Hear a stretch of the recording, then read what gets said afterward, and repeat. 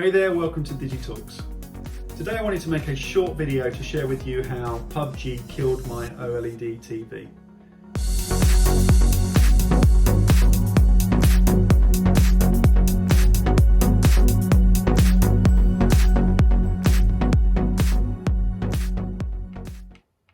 If you follow my videos already, you may already be aware that I play PUBG. I love the game, I play it all the time.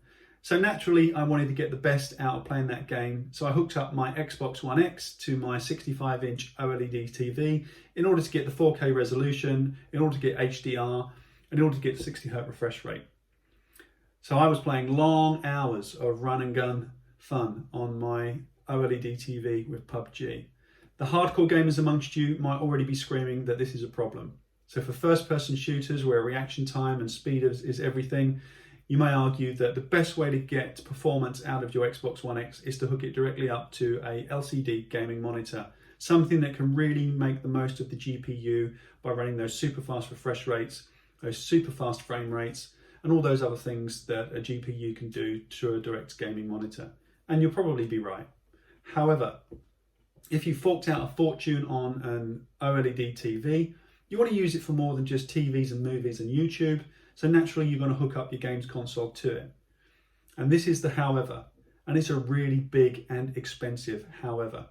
If, like me, you play the same game often, if not all the time, and on that game you have a heads-up display where you have super bright parts of the screen always on, always in the same location all the time, that's a problem.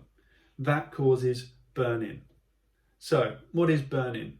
Well, burn-in is essentially when that part of the screen is on super bright all the time and it never moves.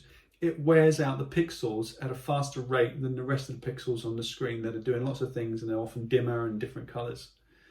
So let me give you an example of what that looks like for PUBG. So here in PUBG, you can see in the bottom right-hand corner of the map, you have the map of the screen where you're moving.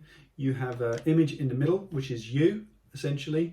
And these things are on and they're bright and they're all the time. Likewise, you have the energy bar at the bottom of the screen. Again, this is full and this is bright and white and it's in the same place all the time.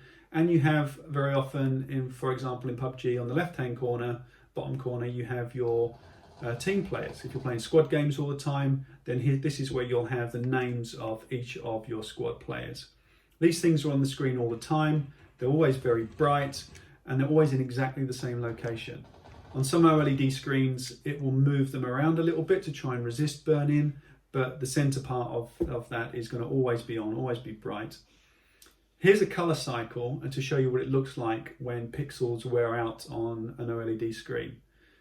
Now you might argue that you won't be running a color cycle like this, and therefore you're unlikely to notice the image burn-in as predominantly as you see on these color cycles. However, I can assure you that this is a burned-in image. It's there all the time, and therefore it's always on the screen regardless of what it is you're watching.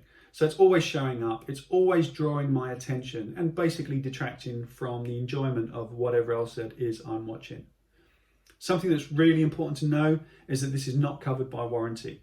When you buy these things, the manufacturer will put in the warranty document an article about screen burn and basically warn you against having bright images on the same part of the screen for long periods of time. So when you get in touch with the manufacturer, they'll ask you what's happened, they'll put it down to user error, and they'll point to the fact that they do warn users about this. Now, OLED screens are getting better all the time. Mine is an early generation OLED screen, and later generation OLED screens are better at resisting burn-in, but OLED is still much more susceptible to burn-in than LCD.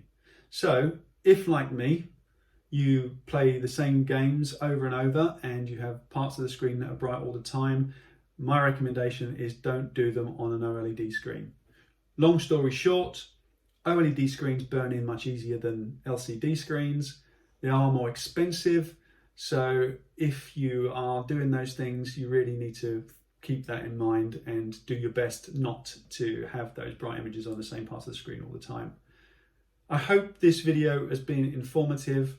I hope this video helps you to not suffer the same problems I have, and therefore not have the same expensive headache that you're going to have to replace your screen.